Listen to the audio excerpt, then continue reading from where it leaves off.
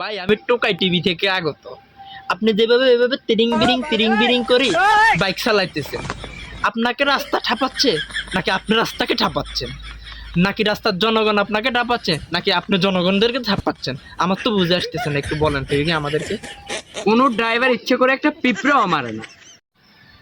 তো ভাই আপনি যেটা করতেছেন এটা দেখে তো আপনাকে আমার ড্রাইভার মনে হইতেছেন। তো ভাই আপনি যদি আমার যদি এই ড্রাইভার না মনে করে, যদি মনে করেন বিমানের ড্রাইভার মনে করেন, তাহলে এটা আমার গর্ব করার বিষয় না।